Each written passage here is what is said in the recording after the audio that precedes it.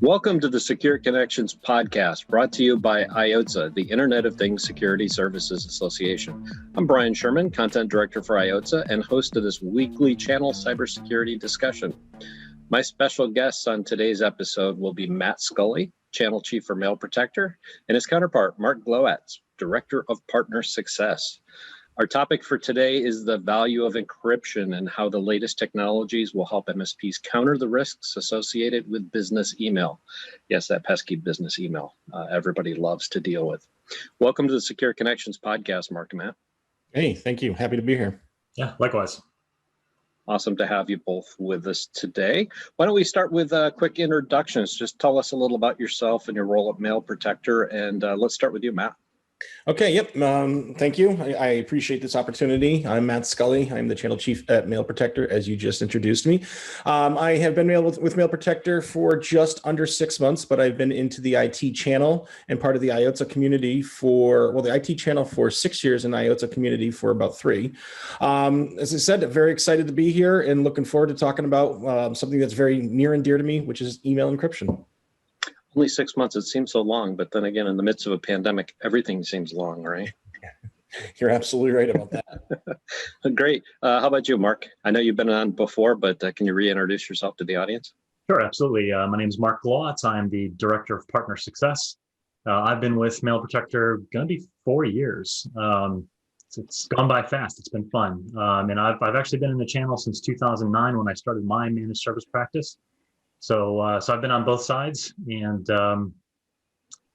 just can't get enough of this industry. So even though I left my practice, here I am, still rocking and rolling. Very good, awesome. I'm looking forward to a fun discussion today too, because it's a critical piece of cybersecurity, dealing with email and even going beyond email with some of the cybersecurity threats. So. First off, every security researcher that we've spoken with over the past 3 years cites email as their number one cybersecurity risk for business. I'm not kidding at all. It's like, what is up there? And that's the one that virtually everybody points out. Of course, human error factors into that equation.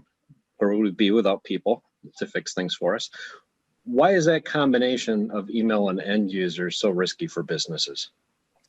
Okay, so a couple different things on that question there. One, just to give you a little bit more background on it, is that right now there's 245 million email users in the States. The average number of accounts is 1.75. There's 60 billion emails 60 billion spam emails that are sent every year.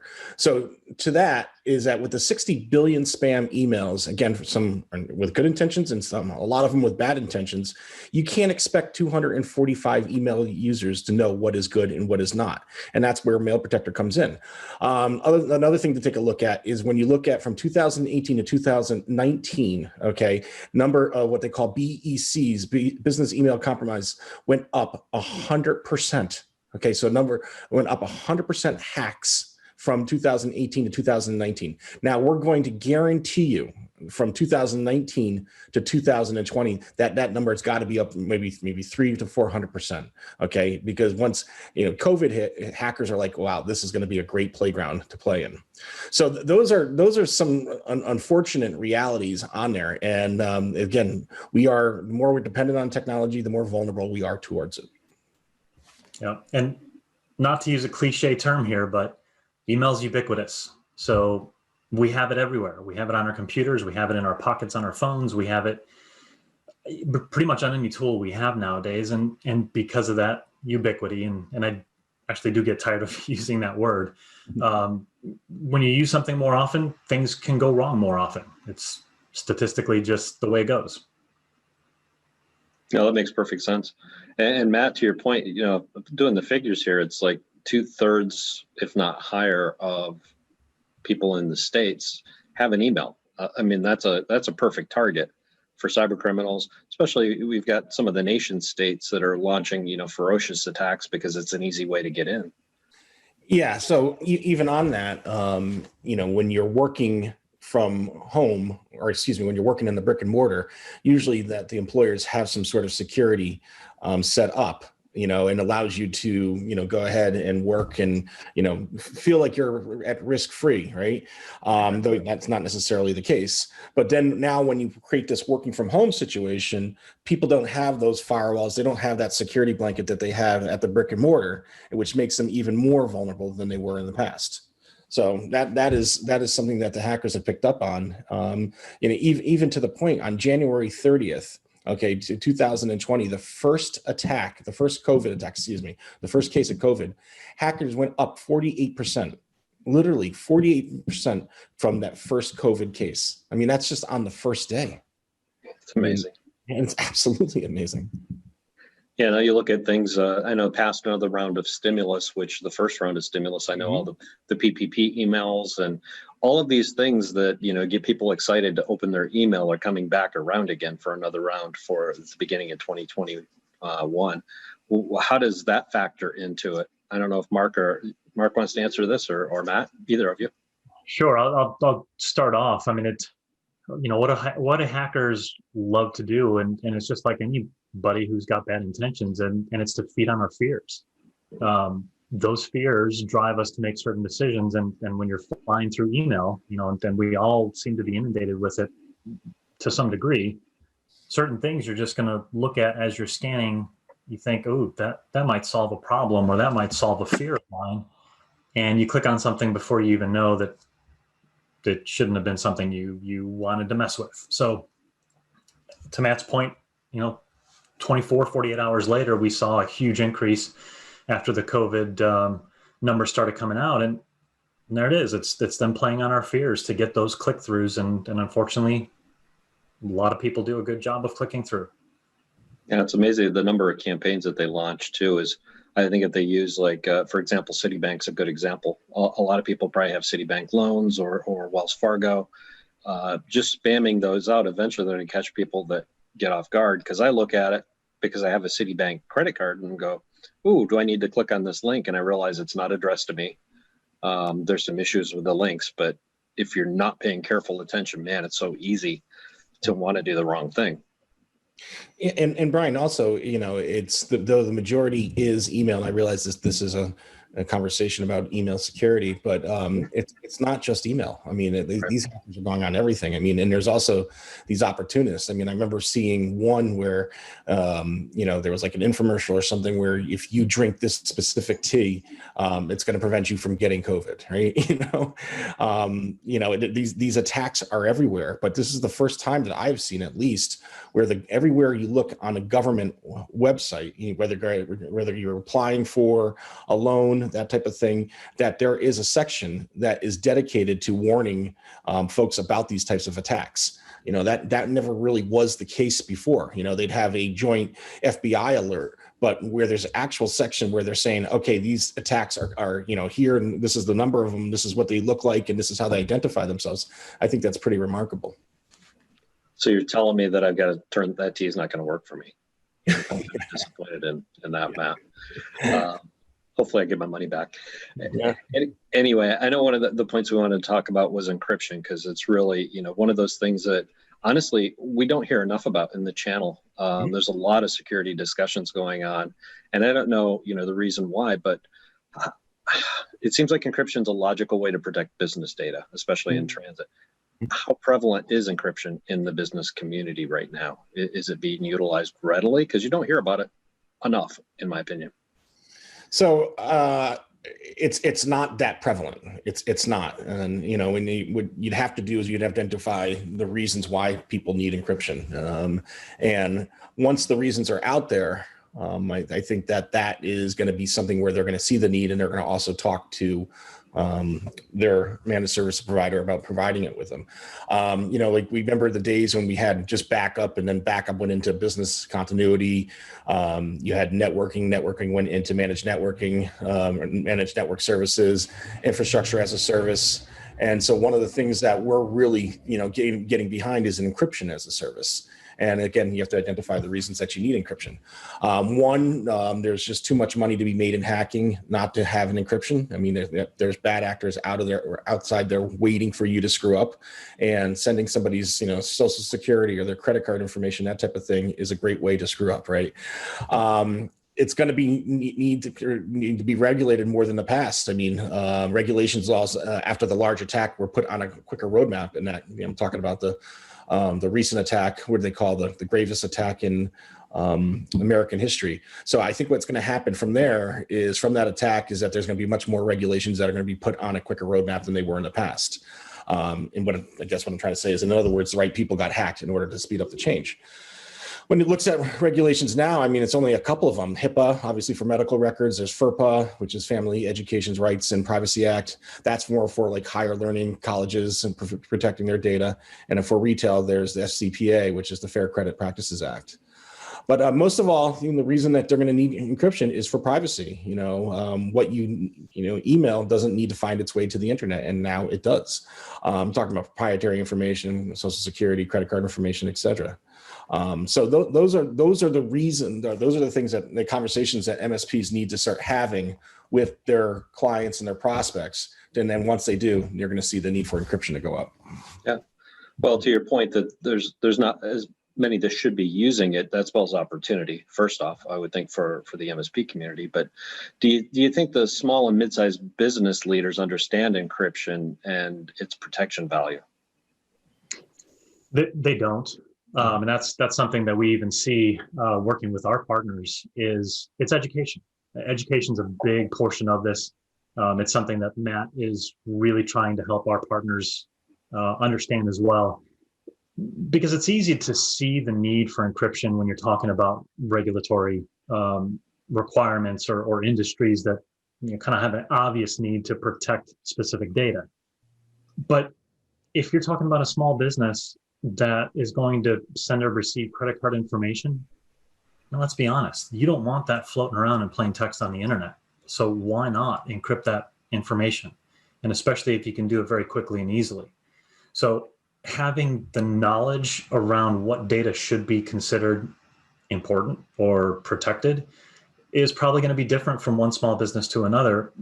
But because the small business owner doesn't think through that, just like they don't think about the blinking lights of their network switches and what's going on with the backup of their server, the channel and the MSP is going to have to educate those small businesses to see why this is such a critical piece of their IT. Yeah. Hey, Brian, I'm not sure if you've heard of the Revel attack, but Revel is an interesting type of ransomware. Basically, what they're doing is that they go and hack into email conversations, whether, again, proprietary information, whether it's embarrassing information, whether they're talking about a lower level employee, whether they're talking about a higher level employee, those types of conversations. And what they do is they look and they scan to try to find conversations, dialogue that would be embarrassing to the reputation of the company. And then they basically take these snippets of conversation, which they have, and they say, okay, if you don't pay a ransom, we are going to release this out to the public. Okay. So if you and I, having a conversation and we start talking about Mark, all right, and then we say, okay, we're going to release this to the public. And you know what? Mark and Mark's family and everyone's going to see, what you guys are saying about him. Okay. Or you could give us $500 and this whole thing will be done. All right. So that's where it used to, historically, what they used to go after the data, which was proprietary information, which was, competitive information, intellectual property. And they used to grab that and say, okay, you want this back? Okay, pay us a ransom. Now what they're doing is they're going after embarrassing conversation that they don't want companies want out there and say, okay, you need to pay a ransom for it. Yeah, it's a different way of holding people hostage for information. Yeah, absolutely. Oh, absolutely. Yeah. Do you think, now when we mention encryption, a lot of times people's eyes somewhat glaze over too, I think from the business perspective of thinking maybe they've had past experiences being very hard, complicated on both ends of the conversation, or both recipient as well as sender. Do you think there's still that stigma out there that it's going to be too complicated for especially small businesses to adopt? Wow, we're playing softball here, huh, Brian? This is you couldn't have asked us a better question.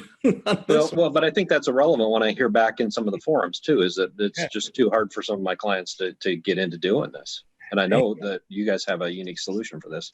Hey Mark, do you want to take this one? This one's right up our alley. Sure. Yeah. And this one actually hits close to home for me. I just recently switched insurance carriers. Mm-hmm. And my insurance carrier was sending me documents using an encrypted email solution.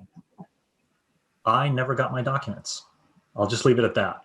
It was incredibly difficult. It was telling me that I couldn't use my documents because, a session was incorrect or my credentials were wrong or I didn't register correctly.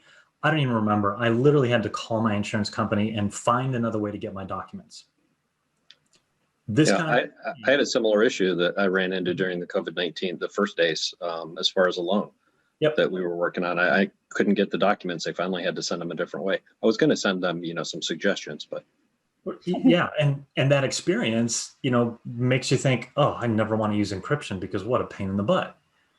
And that's totally understandable because when you're talking about a business transaction, you want it to be quick. You want it to be a done deal and move on to the next thing. I mean, every business is trying to be more efficient.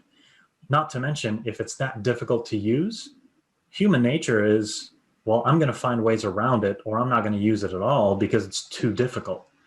Well, now you're compromising your security because it's too difficult.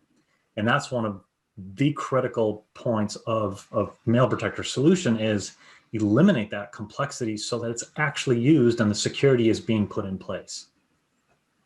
Yeah.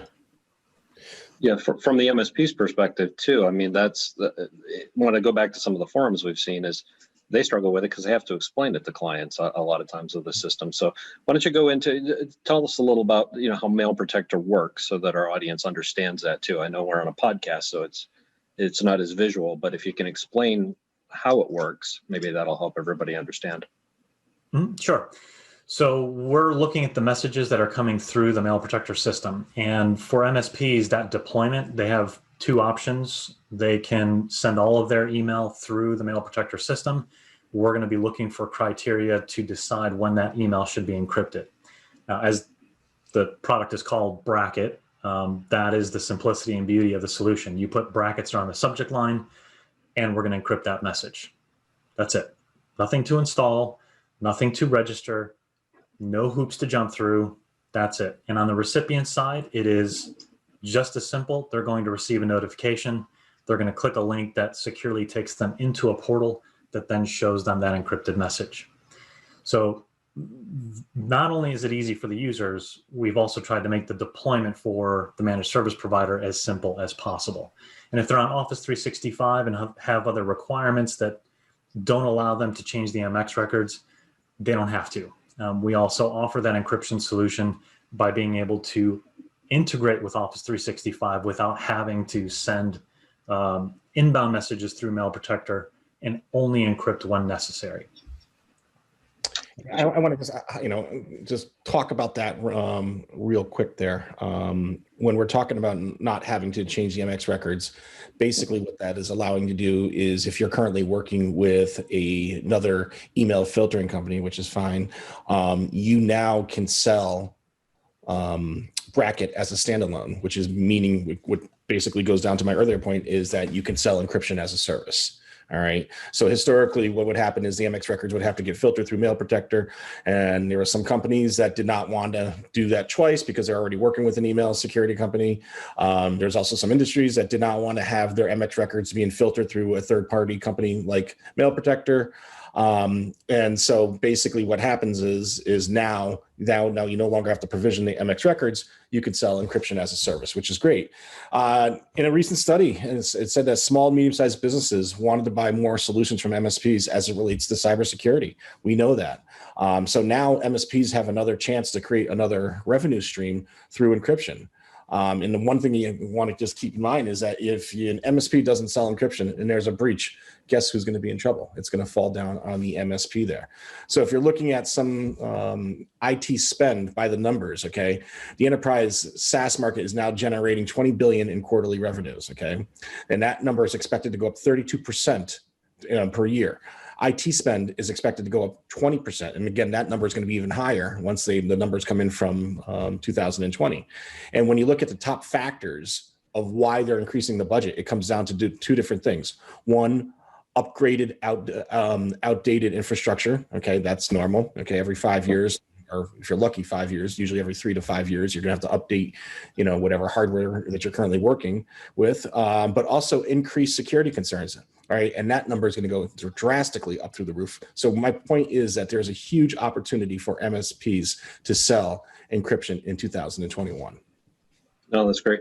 Now, you both mentioned 365, whether it's Microsoft 365, Office 365, 365. They keep changing the name. I can't keep track.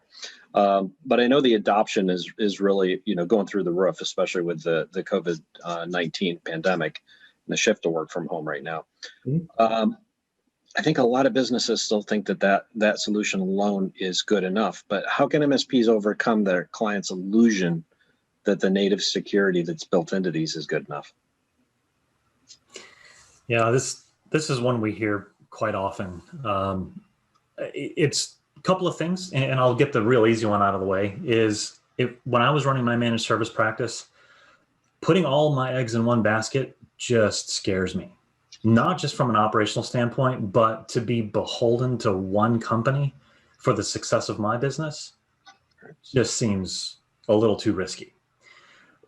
More on the technical side of it, though, if you really take a look at what the out-of-the-box offering is from Microsoft, it's serviceable.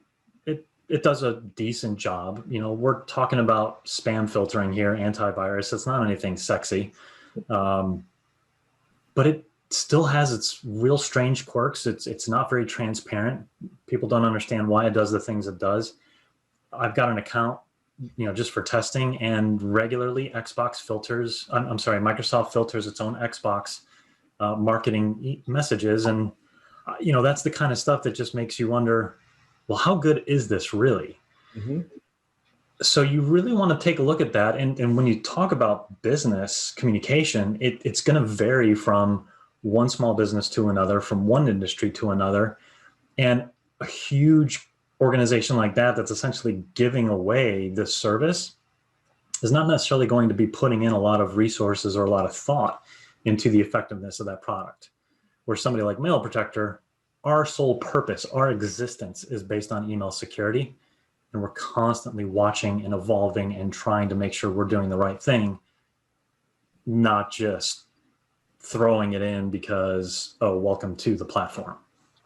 Yeah, I want to give sort of a real world example here. Was a couple of weeks ago was Thanksgiving, and my father. I mean, God rest him. He's not a foodie. I'm a foodie. All right, he is the best though. So he when he shops for Thanksgiving, he'll go to Costco and he'll get everything. Okay, whether it's the turkey, whether it's the stuffing, cranberry, sides, everything's at Costco. And it's been like that for years, okay?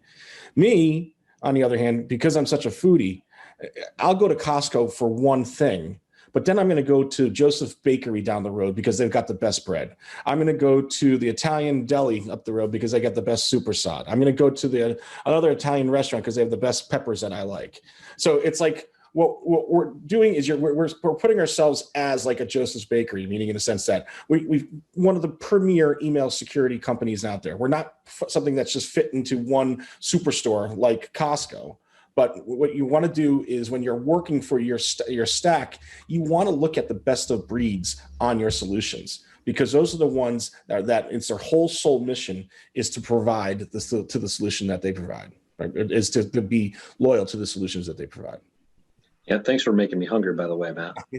Costco or just No, just thinking about all the Italian foods. No, those are excellent points, and I think that the layered security approach is where MSPs I know have been working towards, because it makes sense, especially when you look at how large the platforms are these days. If I'm a cyber criminal and I can figure a way, especially some of these nation states, figure a way to get into one of the largest platforms, I can permeate many more businesses. I can then, if I'm trying to get into individual accounts for small businesses, it just seems to make sense to add layers onto that for protection. Yeah, just to expand really quick on that, because I think it's something that partners sometimes forget, is when you collect these best of breed solutions, and package that up as an offering to your small and medium business clients, it's not the actual products, but it's your expertise and your knowledge of all these products and putting them together that is the value that you bring to your clients.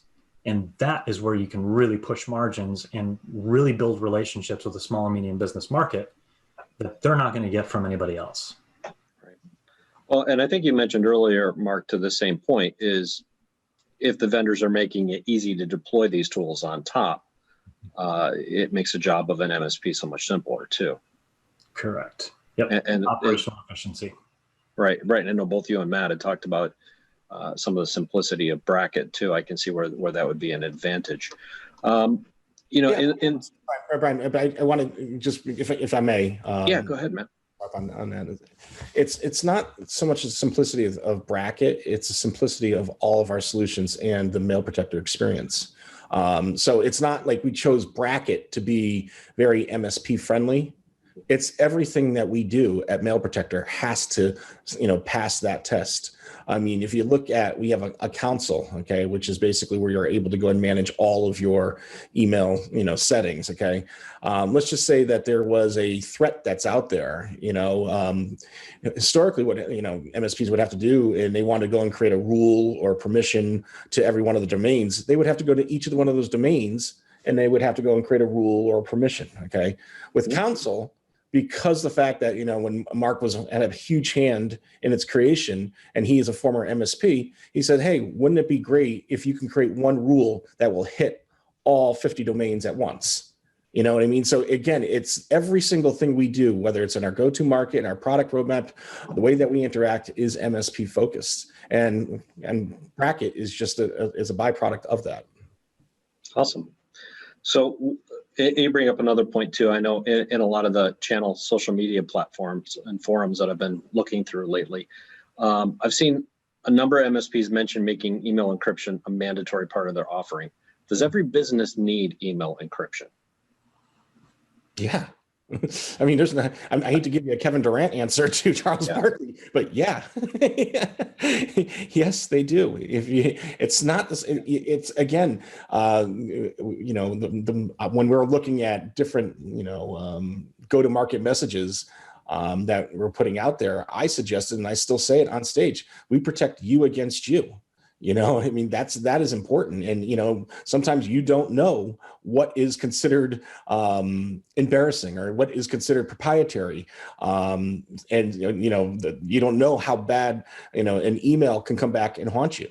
I mean, I remember when I was in 1993, when I was first introduced to email in St. Mary's University in Minnesota, this old professor of mine, he would begin each class, every single day. He says, what you email has the opportunity to be on the front page of the New York Times. What you email has the opportunity to be on the front page of the New York Times. And you think about that, how that's a pretty big statement, because here we are 27 years later and it still exists. So if you have emails that you want to be able to have that direct, relationship between the sender and the recipient, okay, that is important, and then that's where encryption comes in, and encryption allows you to do that. Yeah, I think that goes back to the regulation almost. Is I think the biggest objection that some of the MSPs are seeing is that their clients aren't in a regulated industry, for example. So they're wondering the value of adding these extra tools on top. Mark, were you going to make a point? I was going to say, I mean, personally, I even use it in just communicating with my family sometimes. As an example, my parents and I were discussing wills and trusts, and my parents are kind of planning for the future, and some of these conversations are sensitive in nature. We aren't even sending actual financial documents, but it does feel very personal because we're talking about things in our family. So I just send it as an encrypted message, and because it's so easy to use, my parents are able to communicate back with me very easily as well. Yeah. Why would you not want to protect sensitive family information, sensitive business information, or even to the earlier example, maybe you've got an HR issue and you're talking about an employee and it's very personal. Protect it. Yeah. Why wouldn't you? And when you talk about encryption, as it relates to the IT world, the asset protection, the word they use is CANE. It starts as confidentiality, make sure that the message, does not get distorted. Okay, this is what encryption does. Authentication, it shows where the origin or where the message was created. Integrity shows the contents of the message has not been changed since it was sent. And then the other one, I can't even say the last word, it's like non-repudiation, which prevents senders from denying they sent the encrypted message. What does all that mean? That means you as an MSP can control your client's email infrastructure, okay? And what that does is that's going to open up to other MSP offerings that you have as well. So he or she who controls the data controls the client. And if you're able to go and put those types of practices, compliance in place, you're going to have a better relationship with your client. Great. Now, we've been talking a lot about encryption, but what other email security concerns should MSPs be focusing their efforts on today? You or me, Matt? You can grab that one, Mark. Okay. One of the first ones I always think about is just reputation of their business. Mm-hmm. I can't tell you how many of my past clients had disgruntled employee or, just an honest mistake thinking that they were on their personal Gmail and they were actually on their work account, sending a kind of a disparaging or embarrassing email. Those kinds of things can really bite you. And if you have a security solution that is looking for that colorful email, let's call it, and grabs it before it actually can get sent, that's a big deal. For me as a business owner, I sleep better at night knowing that something is preventing my employees from doing something dumb, whether it's intentional or not. You don't have to go too far. I mean, when I took over this role, and I'm a New York Post junkie. It's just I'm a New York Post junkie. I just read the Post. If I'm not doing anything, I go on the Post app and I read all these different stories that are out there. And some of them are glamorous, some of them are racy, some of them are fun, some of them are sad, that type of thing. But whenever it comes down to an email or that was exposed, I can't tell you how many times I say, gosh, if they had the SafeSend, which is our reputation protection solution, if they had SafeSend, this could not have happened. This could not have happened. SafeSend is basically if you were to go and send something and is against the compliance of your company, it stops the email dead in its tracks and sends you an email and says, look, we can't send this out because this was put in there. I mean, what a great way for MSPs to set up their email infrastructure with their clients on that. But even still, like even to Mark's point, now I'm going back, 20 years, but it's just, and I'm using it just more as a metaphor. But you remember when email would come out and somebody would send an offensive joke out and he would send it to 12 different people. And then, two of those 12 different people would send it to another 15 people. And, next thing you know, you got 125 to 250 people are reading this offensive joke and they're scrolling all the way down to the bottom. How would you like your name as far as, your company to be the domain that sent that email out? You know what I mean? Like, it's just a perfect example of, something that was meant to be fun, and then all of a sudden it can come back and haunt your company. That's the type of world we're in right now. So you could technically Michael Scott proof your for Office fans, your business that way. You can definitely Michael Scott. I think I'm going to steal that, by the way. That's a great way to put it. Yeah, if anybody could share stuff that shouldn't be shared, that would be Michael Scott. Anyway, no, I'm looking back. I was trying to think last week. I was looking at some security stats, and I was surprised at how large insider attacks was in the business issues. About the back door. Yeah, being, sharing information, especially those that maybe not even those that are leaving the companies. Sadly, it's some of the ones that are staying in a company that are sharing information outside that should have been released, whether it's financial or proprietary information on products. And apparently that's a bigger issue in the business community than I thought. Yeah. Yes. Yeah, and just a quick other one, kind of going back to the Office 365 discussion. Why do you need to add on to there? Abstraction. You want to put a separation between the threat and your infrastructure. So one of the drawbacks, and this goes for Google, this goes for Microsoft, their filtering solutions, they're going to stick stuff into the user's hands, be it a junk email folder, spam folder. But the problem is it's already sitting on their machine and they can click on it. So you want to be able to extract that threat, put it in a quarantine, put it someplace else where it's not going to touch your infrastructure, so that you can determine whether it's safe to actually let that thing go before the damage gets done. And I think that's another area where people forget. This is why we talk about layers of security, so that we put hurdles in front of the bad actors before they can damage us. Excellent point. So listeners can learn a lot more about Mail Protector on IOTA Security Solution Showcase page at iota.com. So I encourage everybody to check that out. But what else should MSPs know about your partner program, Matt? Well, as I said, number one thing is that we're MSP focused on every single thing we do. So we just created an actual advisory board to make sure that an MSP has a seat at our table on everything that we do. So that helps us with feedback on different products that we're working on, product roadmap, the way that we go and we approach prospects and different shows that we're doing and messaging and all that stuff. So that is definitely one thing I want to keep in mind as well. The other thing also, I like to think that we have a boutique approach. We care. Mark's team is very, very involved in our clients.